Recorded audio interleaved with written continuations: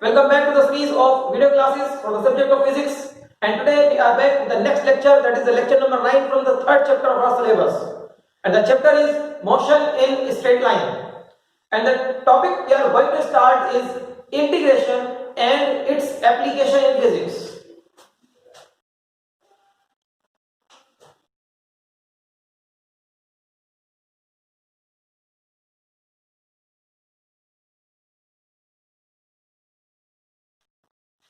Integration and its application in physics. Okay, so first of all, what is integration? We are going to understand the process of integration. Integration क्या होता है पहले आप इसको समझेंगे. बेटा बिल्कुल अगर बेसिक्स पर आ जाएं तो integration is the reverse operation of differentiation. Differentiation का रिवर्स ही इंटीग्रेशन होता है. ये बिल्कुल बेसिक है इसको समझने के लिए. आप इसको ऐसा समझो, फॉर एग्जांपल आप मल्टीप्लाई करते हो 12 6 72. When we multiply 6 with 12, we get 72. The reverse of which is, if we divide 72 by 6, we will get back 12. 12 वापस आ जाएगा. यही है ना. The multiplication 12 6 72 and then division 72 divided by 6, you will get back 12. Means division is reverse of multiplication. Division is reverse of multiplication. या division is inverse of multiplication. Okay? आप ये भी कह सकते हो multiplication and division they are reverse of each other. ये एक दूसरे के reverse है, एक दूसरे के inverse है. 72 divided by 6 12 or we can say 12 6 72. Okay? So multiplication division का reverse है, division multiplication का reverse है. They are reverse of each other. In the same manner we have differentiation and integration in calculus. Calculus के parts है differentiation integration. आपको मैंने last chapter में बताया था. तो डिफरेंशिएशन आपने लास्ट लेक्चर में सीखा. ओके, डिफरेंशिएशन सीखने के बाद अब we are for the topic of integration. Integration differentiation का रिवर्स है और उल्टा भी बोल सकते हो, डिफरेंशिएशन इंटीग्रेशन का रिवर्स होता है. ओके, अब इंटीग्रेशन के लिए ऑपरेटर का सिंबल क्या होता है, किस चीज से आपको पता चलेगा कि इंटीग्रेट करना है, किसे इंटीग्रेट करना है और किसके रिस्पेक्ट में करना है. बिल्कुल वही सारी चीजें जो डिफरेंशिएशन में मैंने आपको सिखाई थी. ठीक है, तो सबसे पहली चीज इंटीग्रेशन का सिंबल ही बता देते हैं आपको. देखो इंटीग्रेशन के सिंबल के लिए ये सिंबल यूज किया जाता है और बेसिकली ये सिंबल कहां से आया, एस को. एस को इलोंगेट कर दिया है, बिल्कुल ऐसे यहां से आया है सिंबल. ओके, एस सिंबल ही क्यों सिलेक्ट किया गया है ये भी अभी थोड़ी देर में आपको बताएंगे. तो this is the symbol for integration. इस सिंबल के बाद कोई एक इक्वेशन लिखी होगी, then you will get dx. This is a variable. ये वेरिएबल कोई भी हो सकता है, x y z और t, कुछ भी हो सकता है variable. And this equation is in terms of this variable जो कि यहां लिखा है x. This equation is in terms of x. Okay, so ये सिंबल आपको बताएगा इंटीग्रेट करना है. ये सिंबल बताएगा किसके रेस्पेक्ट में करना है. इसको तो इंटीग्रेट करना है, to be integrated and with respect to x. With respect to x integration होएगा. ओके, ये सब चीजें आपको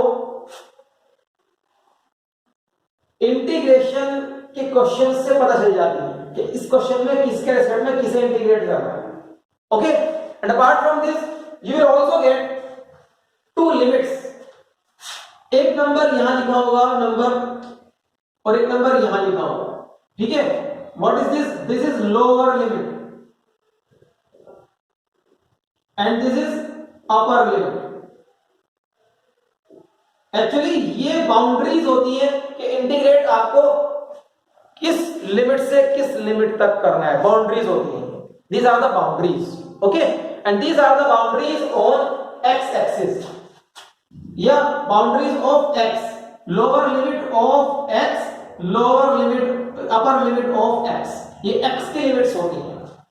ओके, आप इस पूरे को सॉल्व करोगे तो इट मींस आपने इस इक्वेशन को इंटीग्रेट करा है with respect to x and you will get the final answer. Okay, So a simple question will look like this. x की वैल्यू 3 से लेकर 4 तक y को इंटीग्रेट करना है with respect to x. Now y will be in terms of x, ये याद रखिएगा. y is in terms of x. y की वैल्यू कुछ भी हो सकती है, सपोज mx plus c. ये y की वैल्यू यहां लगाएंगे तो इंटीग्रेशन हो जाएगा. Okay, this is how we are going to understand कि किस चीज को इंटीग्रेट करना है, किसके रिस्पेक्ट में करना है, कहां से कहां तक करना है. देखो, किसको इंटीग्रेट करना है, y को. किसके रिस्पेक्ट में करना है, x के रिस्पेक्ट में करना है. कहां से कहां तक करना है, 3 से 4 तक करना है. अभी इतना समझ में आ रहा है आपको? ठीक है, अभी चीजें कंप्लीट नहीं हुई है, इंटीग्रेशन समझाना भी बाकी है, लेकिन इतना मैंने समझाया उसमें कोई डाउट नहीं होना चाहिए. Then we will proceed forward. Okay, अब इंटीग्रेशन में हम फिजिक्स में क्या करते हैं इंटीग्रेशन की हेल्प से. ये इंटीग्रेशन हमें देता क्या है, इसका फिजिकल सिग्निफिकेंस क्या है हमारे लिए, उसको समझने से पहले हम पहले इंटीग्रेशन के कुछ रूल्स याद कर लेते हैं. जैसे डिफरेंशिएशन के आपको मैंने रूल्स याद कराए थे. x to the power n का डिफरेंशिएशन क्या होता था, एक पावर कम हो जाती है, याद है ना. sin x का डिफरेंशिएशन, cos x का डिफरेंशिएशन, ये सब चीजें आपको मैंने याद कराई थी. इन द सेम मैनर हमें इंटीग्रेशन के कुछ रूल्स याद कर लेने चाहिए. उसके बाद में फिर हम फिजिकल सिग्निफिकेंस ऑफ इंटीग्रेशन पढ़ाएंगे कि हमें फिजिक्स में इंटीग्रेशन की क्या जरूरत है. ओके, और इंटीग्रेशन से किस तरह से चीजें हमारे लिए आसान हो जाती है. So students, you may copy down this information on the from the board.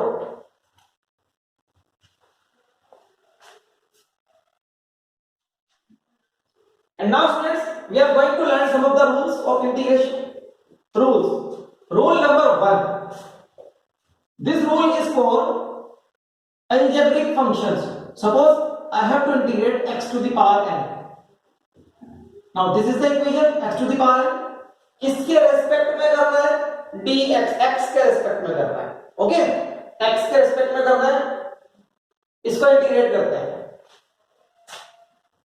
Integrate करने का इसका रूल होता है, जो भी पावर x के ऊपर लगी है उसको इंक्रीज बाय 1, एक बढ़ा देते हैं, इंक्रीज बाय 1, और ये इंक्रीज्ड पावर इसके डिनोमिनेटर में जाएगा, n+1.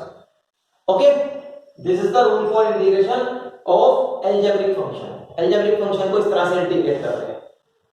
कोई भी एल्जेब्रिक फंक्शन हो, suppose I have been given x to the power 6, इसको इंटीग्रेट करना है विद रिस्पेक्ट टू x, तो इसका आंसर होगा पावर 1 बढ़ाओ x टू द पावर 7, और ये 7 जो पावर बढ़ी है वो कहां जाएगी, नीचे भी जाएगी, x to the power 7/7.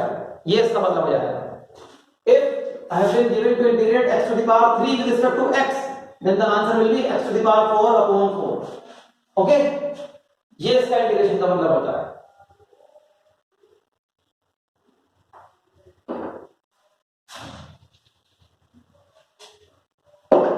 Second,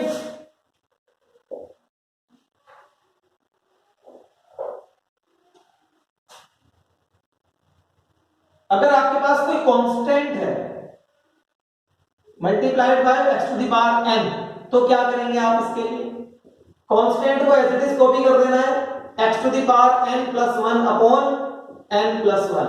okay, constant को एज इट इज कॉपी कर देना है, और बाकी सब चीजें कांस्टेंट के साथ मल्टीप्लाई में होकर आएंगी. आप इसको ऐसा समझिए, कांस्टेंट को कॉपी कर दिया, बाकी सब कांस्टेंट के साथ मल्टीप्लिकेशन में जाएगा. ओके, इस तरह से इसका इंटीग्रेट हो जाएगा. Then third one is,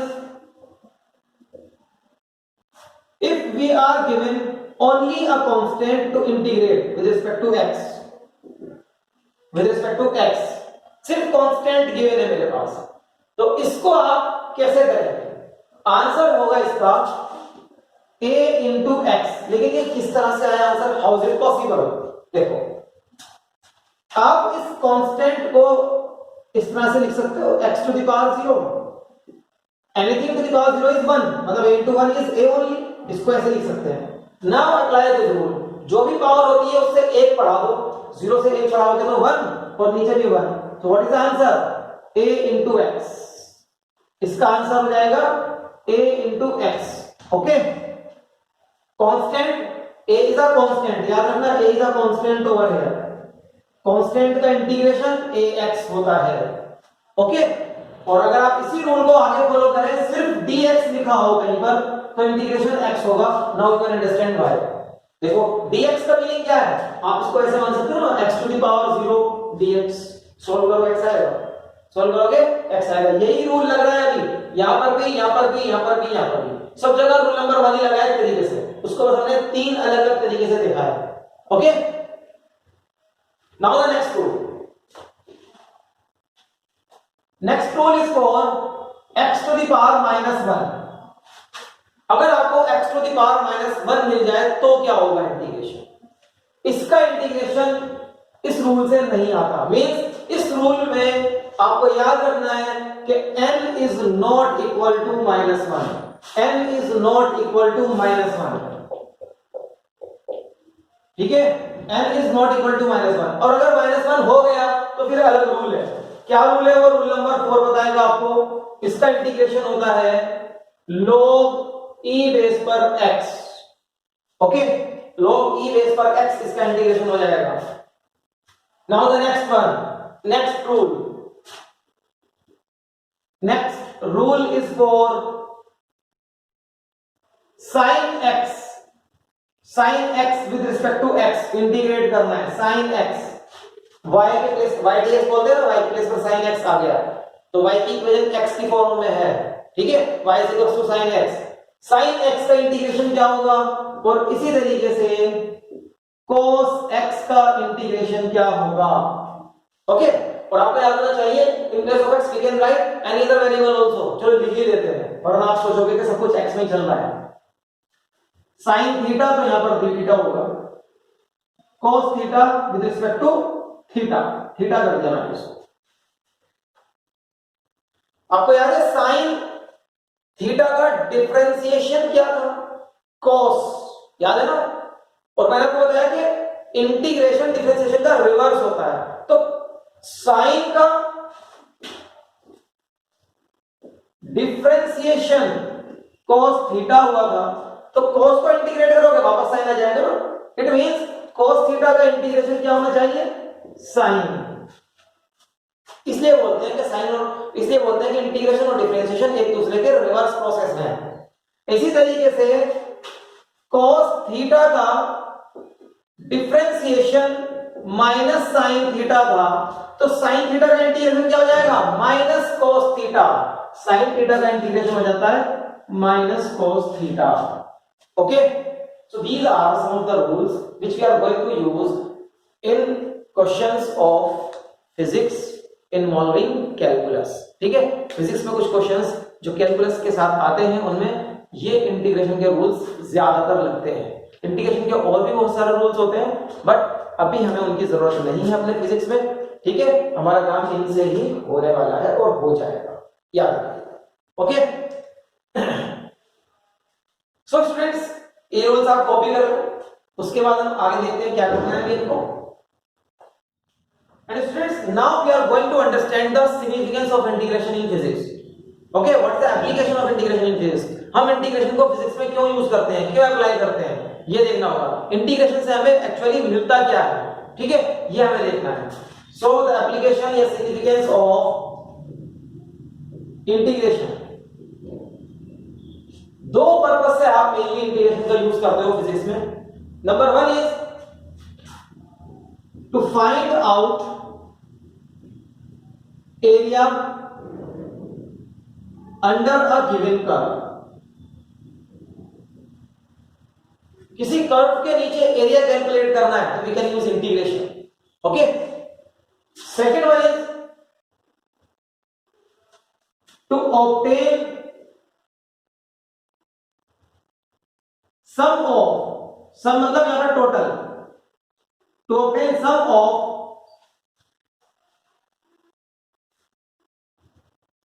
very large number of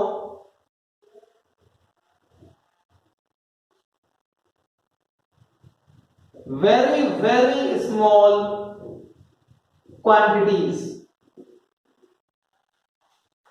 अगर आपके पास बहुत छोटी क्वांटिटीज है लेकिन उनका नंबर बहुत ज्यादा है, ठीक है, ढेर सारी क्वांटिटीज है लेकिन वो बहुत छोटी हैं, उन सबका टोटल करना है, ऐड करना है उन सबको, तो इस काम को इंटीग्रेशन बड़े आसानी के साथ हमें करके देता है।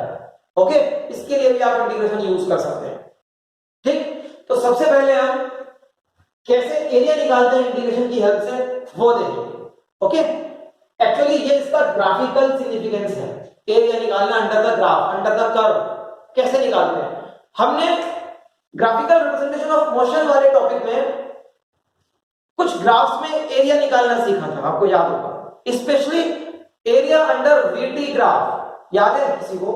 Area under VT graph, area under VT graph gives displacement, area under velocity time graph gives displacement covered by the object, याद है ना? याद नहीं तो मैं आपको याद दिला रहा हूं, area under velocity time graph gives displacement. इस एग्जांपल को लेकर हम चलेंगे और देखेंगे किस तरह से हम इंटीग्रेशन की हेल्प से भी एरिया निकाल सकते हैं। Okay, let's begin.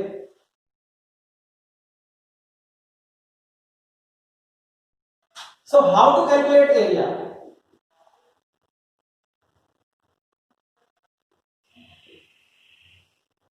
Using integration of course. पहले बेसिक सा एग्जांपल करते हैं, बिल्कुल बेसिक। आपको याद होगा VT graph for uniformly accelerated motion, VT graph is always a straight line inclined to time axis. Suppose this is the VT graph. अब ये टाइम t1 से t2 तक है, okay, and let the initial velocity is u1 and final velocity is u and v. Initial is u, final is v. Now to find out the area under this curve, ये area है। This area can be easily determined, क्योंकि आप इसको दो part में break कर सकते हो, one is triangle and the second one is rectangle। ये एरिया तो वेरी इजीली फाइंड आउट कर सकते हो, कोई दिक्कत नहीं है।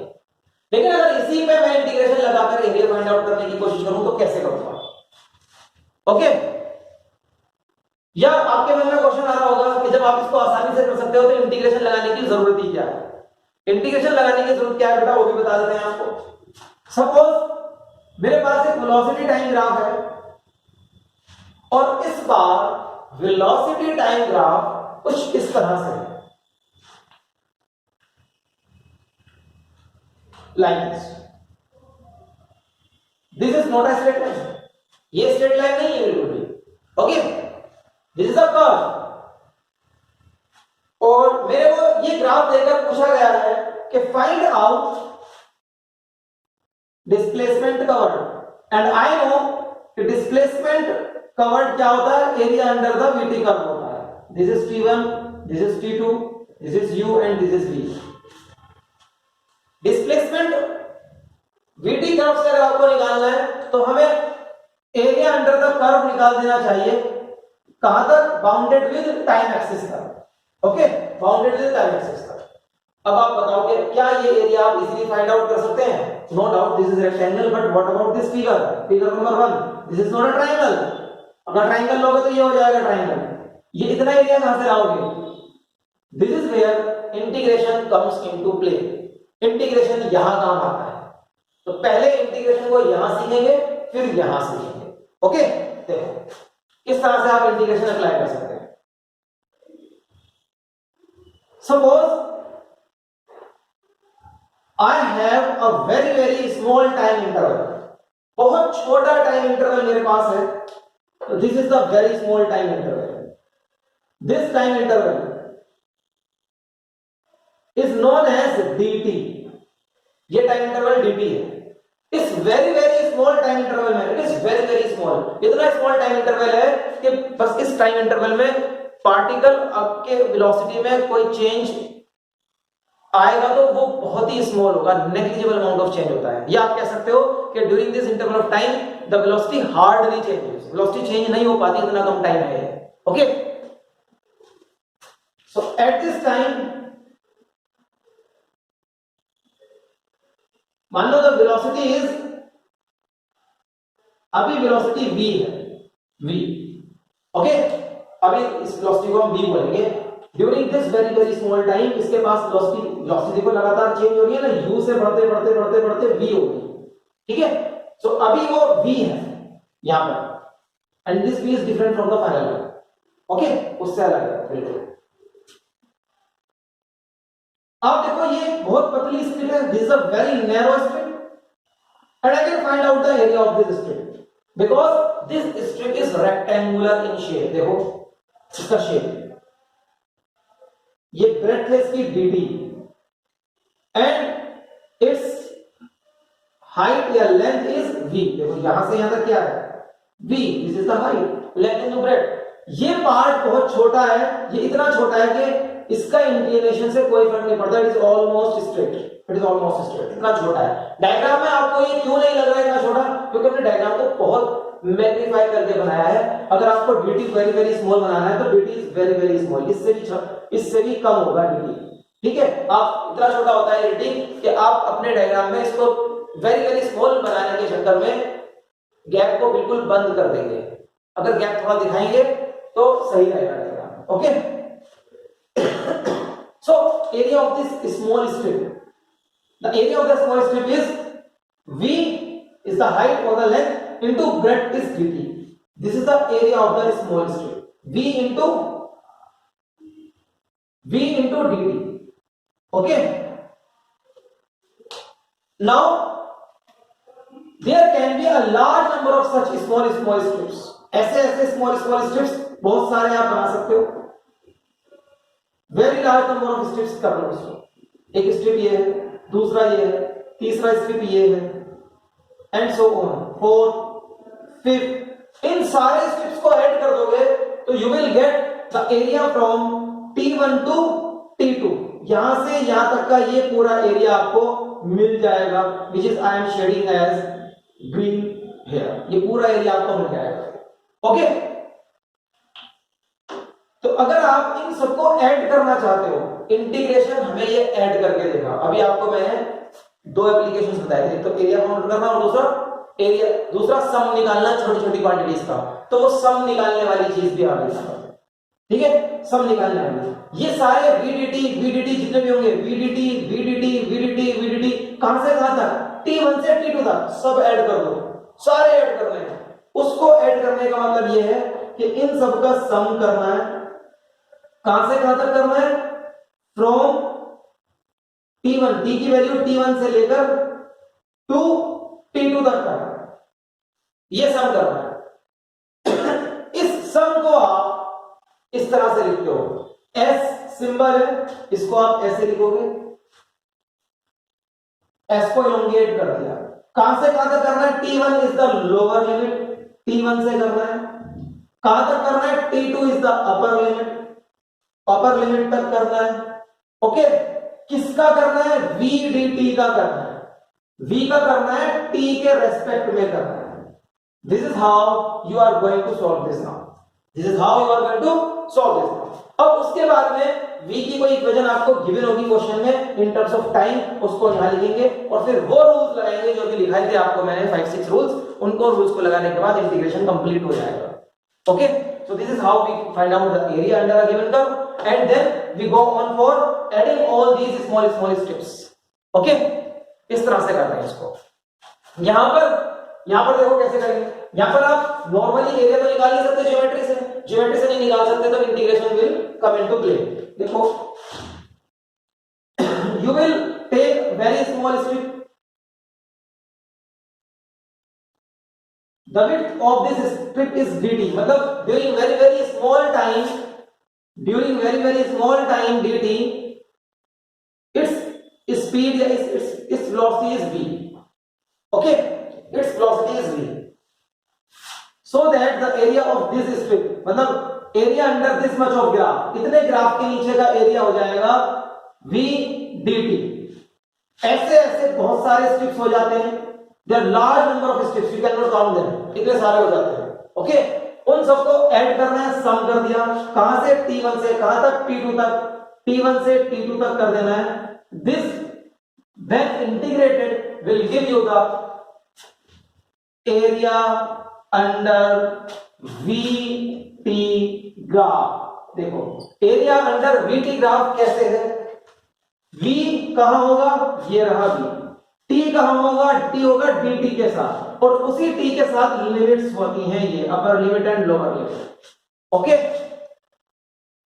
ये है एरिया अंडर वीटी ग्राफ का मतलब वी dt t1 से t2 तक। This is area under VT graph, याद रखिएगा इसको।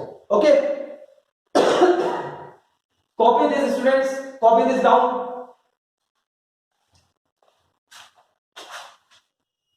Now students, we have discussed how to find out area using the method of integration. Second application जो मैंने आपको बताया था कि सम करना होता है, ये भी हमारा इसके साथ डिस्कस हो चुका है कि सम कैसे करते हैं, लेकिन फिर भी मैं आपको एक एग्जांपल अलग से लेकर बता देता हूं कि इंटीग्रेशन की हेल्प से सम किस तरह से करते हैं, क्या कॉन्सेप्ट है इसके पीछे। देखो सपोज मेरे पास एक सिंपल एग्जांपल लेते हैं, मेरे पास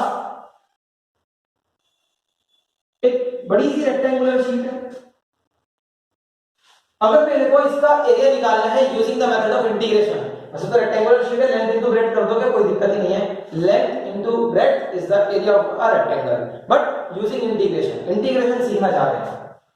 तो अगर आपको इसका एरिया कैलकुलेट करना है यूजिंग इंटीग्रेशन, तो हम क्या करेंगे, इसकी एक बाउंड्री को एक्स एक्सिस के साथ फिक्स कर दिया मैंने, ये एक्स एक्सिस है, और सपोज यहां पर x इज इक्वल्स टू 2 है और यहां पर x इज इक्वल्स टू 25 है। ओके, और ये y एक्सिस है इधर, और सपोज ये y एक्सिस पर मार्क लगा हुआ है यहां, let the mark be y is equals to, या इसको y रखो कोई दिक्कत नहीं, let it be y। Okay, अभी आपको इंटीग्रेशन करना है इसका सम करने के लिए, तो हम क्या करते हैं, वेरी स्मॉल पार्ट लेंगे x एक्सिस पर, very small part which is dx, ये वेरी स्मॉल पार्ट dx है, और इस स्मॉल पार्ट की विड्थ को मानते हुए एक पूरी स्ट्रिप बनाएंगे, यहां पूरी स्ट्रिप बनाएंगे, पूरी this strip, this shaded strip. Okay, ये रेक्टेंगुलर स्ट्रिप है। नाउ द height या length of this strip is y and the width is dx, so the area of one strip, very small area is y dx। इसको आप लिख सकते हो क्योंकि very small area है, symbol of area is a, तो very small area is y dx। And if I wish to calculate the complete area from here to here, देखो इसको आप कैसे कर सकते हो, इंटीग्रेट कर दो, सम करने का मतलब इंटीग्रेशन। इस तरह की बहुत सारी स्ट्रिप्स होंगी, there are so many strips, और लार्ज नंबर ऑफ स्ट्रिप्स होंगी, इधर भी और इधर भी। कहां से कहां तक, x 2 से x 25 तक होंगी ये स्ट्रिप्स। सबको सम कर दोगे, ऐड कर दोगे, तो you will get the area of this rectangular sheet. यही कॉन्सेप्ट है ना। देखो तो ये y dx जो एक स्ट्रिप थी, इसका सम करना है इंटीग्रेशन, कहां से कहां तक, x इज इक्वल्स टू 2 से x इज इक्वल्स टू 25 तक। तो इससे आपको क्या मिलेगा, टोटल एरिया। तो इधर भी इंटीग्रेशन हो चुका होगा एरिया का, so that total area is equals to x is equals to 2 से x इज इक्वल्स टू 25 तक y dx। ये सॉल्व होकर आपको टोटल एरिया आंसर देगा, area of the sheet, very small area of the sheet, this is total area of the sheet, integration of dA। okay, so this is the concept behind finding out sum using the method of integration। sum कराया ना आपने, sum कराया, small strips जितनी भी थी सबको add कर दिया। कहां से कहां तक ऐड करा है, x = 2 से 25 तक ऐड करा है, y dx जितने भी हैं सबको ऐड कर दिया। Okay, so you may copy down this concept also।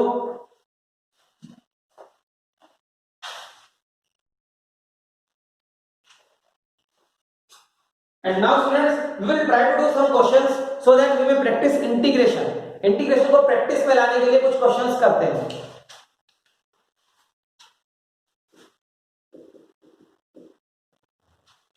First question is x to the power 6 को इंटीग्रेट करना है with respect to x, this is the question. और इसके लिए आपको लिमिट्स दी गई हैं, x इज लिमिट्स इसकी होती है ना x की, तो लिमिट्स दी गई है फ्रॉम 2 टू 4, 2 से 4 तक इंटीग्रेशन करना है इसका। देखो x to the power 6 integration करने के बाद आएगा x to the power 7 upon 7। Now how to solve these limits, इन लिमिट्स को कैसे सॉल्व करोगे, ये है मेन चीज। यहां पर इंटीग्रेशन करने के बाद आप लिमिट्स के लिए लोअर लिमिट यहां लिखेंगे, अपर लिमिट यहां लिखेंगे। This is the way to write limits after the integration।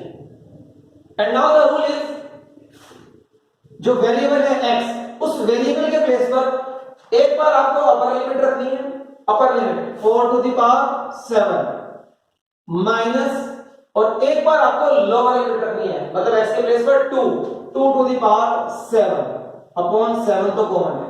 ये सॉल्व करके जो भी आंसर आएगा, this is the answer, this is the final answer. Okay, इसको आप सॉल्व कर सकते हैं, this is the final answer. 4 to the power 7 and 2 to the power 7 माइनस करके 7 से डिवाइड करेंगे, this will be the final answer. Okay, so ये इंटीग्रेशन करने का तरीका है and this the way you will solve the limits. Okay, आपको एक और क्वेश्चन करके दिखाता हूं लिमिट्स करने के लिए। Suppose x square bx from x is equals to 1 to x is equals to 3, ये सॉल्व करना है। सो x स्क्वायर इंटीग्रेशन रूल क्या है, पावर एक इंक्रीज हो जाती है x टू द पावर 3 और वही इंक्रीज पावर डिनोमिनेटर में आती है। This is the rule for algebraic functions to be integrated, rule number 1 जो मैंने आपको लिखाया है। And you will write the limits, lower limit 1 upper limit 3, आपको इंटीग्रेशन 1 से 3 तक करना है। तो क्या रूल है, upper limit minus lower limit, इस लिमिट को सॉल्व करने का रूल है upper limit minus lower limit. 3 को x की जगह पर रखो 3 क्यूब माइनस, अब 1 को x की जगह पर रखो 1 क्यूब अपॉन 3 तो कॉमन है। ओके, इज इक्वल्स टू 3 का क्यूब क्या है 27 माइनस 1 का cube 1 upon 3, so answer is 26 upon 3 और you can say 8.67, this is the answer. ये आंसर आ गया 8.67। अब अगर आपको ये ग्राफिकली देखना हो तो कैसा लगेगा, देखो x स्क्वायर का कोई ग्राफ जानता है कैसा होता है x स्क्वायर। चलो कोशिश करते हैं इसको रियलाइज करने की कि हम कर क्या रहे हैं, आखिर ये चल क्या रहा है। देखो x स्क्वायर का ग्राफ कैसा होगा, ये y is equal to x square है इधर और इधर x एक्सिस है, 1 2 3 4 5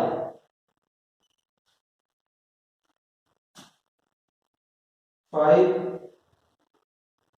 10 15 20 25 30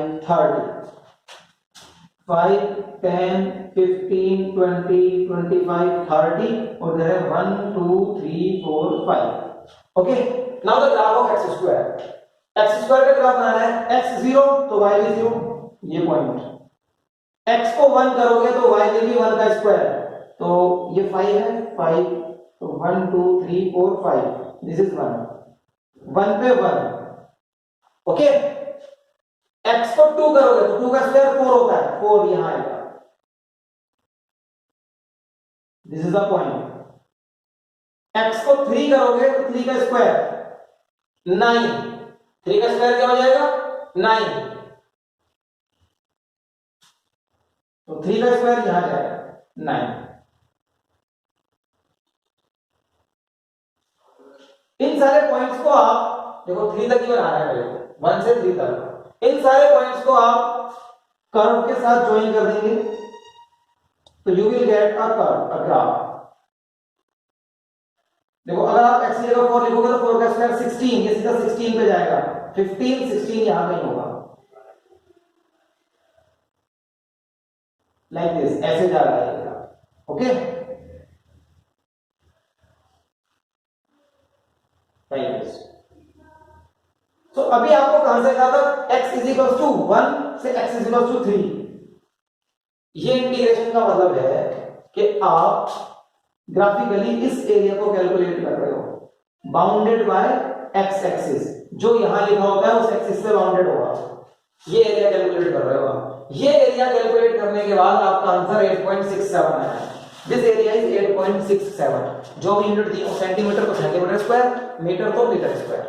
ओके, ये आपने यहां पर सॉल्व किया है। अगर आप इस x स्क्वायर की जगह सीधा y, आपको इस क्वेश्चन में इस तरह से दिया होता, if y is equals to x square, then find y dx from 1 to 3, ये क्वेश्चन है। आपने y के प्लेस पर x स्क्वायर लिखा, इसको सॉल्व करा, तो this blue shaded region is the area which is 8.67 over here, this is the significance of integration। okay, तो कुछ क्वेश्चंस और करते हैं ट्राई। बेटा ये क्वेश्चंस कॉपी करो, प्रैक्टिस हो रही है आपकी, कॉपी करो इसको।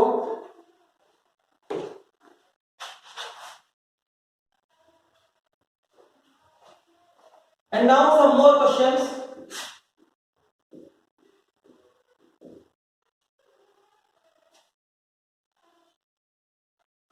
We have to integrate x cube plus x square with respect to dx and the limit is 0 to 2. इसको इंटीग्रेट करना है, इंटीग्रेट दिस। तो सिंबल से पता चल रहा है कि इंटीग्रेशन ही करना है। ओके, तो बीच में प्लस है, प्लस से पहले का अलग इंटीग्रेशन करेंगे, प्लस के बाद का अलग इंटीग्रेशन करेंगे। एक्स क्यूब का इंटीग्रेशन पावर बढ़ जाएगी x की power 4 upon 4 plus x square का इंटीग्रेशन x की power 3 upon 3, limits 0 to 2। Now upper limit minus lower limit, upper limit लगाओ 2 to the power 4 upon 4, 2 to the power 3 upon 3। Now minus, minus के बाद जो भी करेंगे bracket में करेंगे। 0 की पावर 4 अपॉन 4 0, 0 की पावर 3 अपॉन 3 0। ये तो पूरा 0 हो गया, ये आंसर देगा जो भी देगा। 2 to the power 4 16 upon 4 plus 2 to the power 3 8 upon 3। 16 by 4 is 4, 4 plus 8 by 3, 4 plus 8 by 3 is the answer. Okay, or you can say 6.67 is the answer. देखो ये 4 plus 8 by 3 क्या होता है 2.67, तो 4 plus 2.67 is 6.67 only. Okay, so ये आपका answer आ गया इस इंटीग्रेशन का। This is the answer for this integration.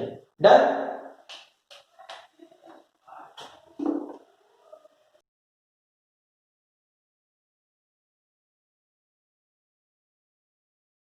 Now another question, question number 4. This is question number 4. आपको इंटीग्रेशन करना है ax स्क्वायर प्लस x, इस बार माइनस लेते हैं, minus x with respect to x and the limits are from 0 to a, 0 to a where a is a constant। देखो a यहां पर भी लिखा है a is a constant, ये a कांस्टेंट है। ओके, सो a माइनस से पहले वाला अलग करोगे, माइनस के बाद वाला अलग करोगे। ओके, माइनस से पहले वाले पे ध्यान दो, इंटीग्रेशन करना है इसका। ये कुछ ये है माइनस से पहले वाला, ये क्वेश्चन है इतना। a इज अ कांस्टेंट, उसको तो एज इट इज कॉपी करते हैं। उसके बाद मल्टीप्लिकेशन में चलेगा, x स्क्वायर का integration, power increase by 1, x square की पावर 1 बढ़ाओगे एक्स क्यूब, और उतनी पावर जाएगी डिवीजन में। इस पार्ट का तो हो चुका। माइनस एक्स डी एक्स, अब एक्स डी एक्स का करना है। Again increase the power bye 1, अभी एक्स टू द पावर 1 है तो it will be x square by 2, increase power नीचे भी जाती है। Okay, now the limits 0 to a, 0 to a, come on, you have to solve with me। 0 to a, x के place पर a लगाएंगे तो a dot a cube upon 3 minus a square upon 2, upper limit हो गई, अपर limit minus lower limit. अब lower limit लगाएंगे, x के place पर 0 लिखोगे तो एवरीथिंग विल बी 0 माइनस, अब x के प्लेस पर फिर 0 लिखोगे 0.2 0। तो सेकंड ब्रैकेट तो आंसर 0 देता है, फर्स्ट ब्रैकेट पे हमारा कंसर्न रहेगा a की power 4 upon 3 minus a square upon 2। This is the final answer here, ये फाइनल आंसर है हमारा। Okay students, this is the final answer.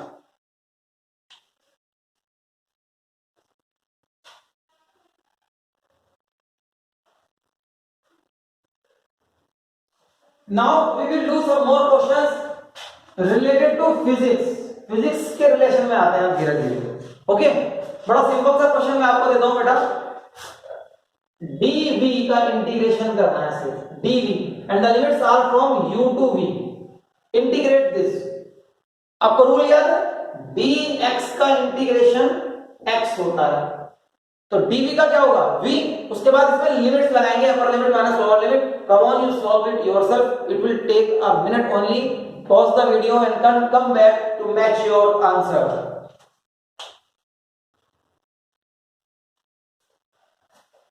So the solution, dv integration will be v. Now the limits, upper limit v, lower limit u. Solve कैसे करते हैं? v, ये variable था ना v, v के place पर एक बार अपर लिमिट माइनस फिर एक बार लोअर लिमिट, तो v minus u, this is the answer. This is the answer. v minus u is the answer. Okay, this is the answer. Next integration, next question.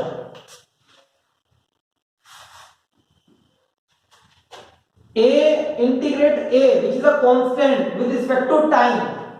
Integrate a which is a constant with respect to time. A is constant and the limits are from 0 to t. Time increase होता है 0 से t seconds तक, ये time increase होता है. So again जो constant है उसको तो एज इट इज कॉपी करोगे और बाकी सब चीजें मल्टीप्लाई में जाएंगी उसके. अब क्या रहता है, सिर्फ dt, जैसे dx का इंटीग्रेशन x, dv का इंटीग्रेशन v, वैसे dt का इंटीग्रेशन t. सो dt का इंटीग्रेशन t होगा और इसकी limits 0 to t, upper limit t, lower limit 0. Now you will solve the limits, upper limit minus lower limit. What is the rule for solving limits? Upper limit minus lower limit. कहां लगाएंगे? Variable की जगह पर लगाएंगे. What is the variable? t is the variable. So t के place पर t minus t के place पर 0, a t minus 0. So the answer is at. a dt का इंटीग्रेशन करोगे तो answer is at. Copy this down.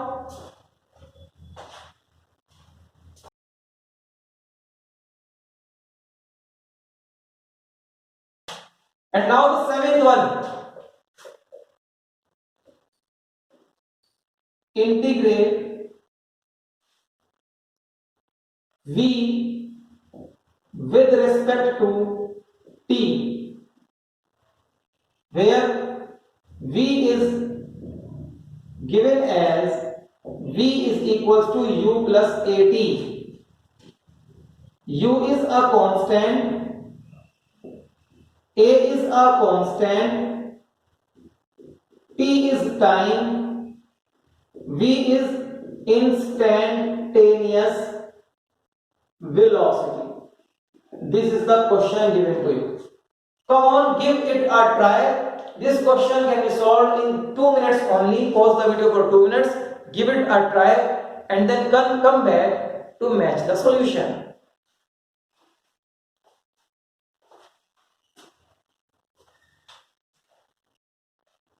Now students, come on, match your solutions with that of mine. Integrate v with respect to t. How are you going to write it? v का integration t के respect में. Okay, this is the integration. Now v is given as u plus at. So we can write u plus at in place of v. आपको मैंने बोला था कि इस function की इक्वेशन इस वेरिएबल की टर्म्स में जरूर होगी. So that is why v is given in place in terms of t. इस v की वैल्यू को आप यहां लगाएंगे u plus at and the limits time की limits, time t is equals to 0 से t is equals to t तक लेना है आपको. t is equals to 0 से t is equals to t तक. तो limits will be 0 to t only, 0 to t. Okay, ये आप सॉल्व कर रहे हैं यहां पर. प्लस से पहले का अलग, प्लस के बाद का अलग. u dt plus at dt, 0 to t 0 to t अलग अलग कर दिया ना मेरे को. ठीक है, ये स्टेप आप ओरली कर सकते हो. इस स्टेप को स्किप भी कर सकते हो जब प्रैक्टिस हो जाएगी. u इज अ कांस्टेंट, तो कांस्टेंट को एज इट इज कॉपी कर लिया. dt का इंटीग्रेशन t होता है, लिमिट लगाओगे 0 से t. प्लस ये वाला कॉपी कर लिया। Again a is a constant t dt, t की पावर 1 है, इंटीग्रेशन करोगे पावर 1 बढ़ जाएगी और इसके ऊपर भी लिमिट्स लगाएंगे 0 to t। Okay, now upper limit minus lower limit t minus 0 plus a as it is copy करोगे, upper limit t square minus lower limit 0 का square upon 2। Okay, now what is this, ut plus at square by 2। This is the answer of this integration. इस integration का answer आ गया। Okay, so अगर आप u plus at को integrate करते हो, what is this, actually this is the first equation of motion. अगर आप इसे इंटीग्रेट करते हो तो what you get, this is nothing but second equation of motion, ut plus half at square is equal to s। इधर s ही आएगा, बेफिक्र रहो, इधर s ही आएगा। Okay, this is the second equation of motion, ut plus half at square. So remember this, if you integrate the first equation of motion you will get the second equation of motion. Differentiation में आपने सीखा था, if you differentiate the second equation of motion we get the first equation of motion. So hence we can say that integration and differentiation they are reverse of each other. ये एक दूसरे के reverse ही होते हैं। Okay, copy करना है बेटा, इसको भी कॉपी करना है, कॉपी दिस डाउन।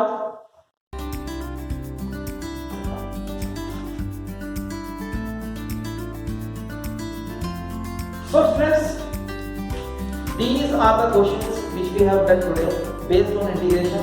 और इसी तरह की इंटीग्रेशन हमको फिजिक्स में डिफरेंट टॉपिक्स में फेस भी करनी होगी कहीं पर। Okay, and our next lecture is based upon differentiation and integration only. So I advise you to practice this differentiation and integration very thoroughly. Okay, so that in the next lecture you may understand each and every step of the derivations. Yes, there are certain derivations in the next lecture. Okay, so that's all for the class today. Wish to see you in the next class. Till then, bye bye.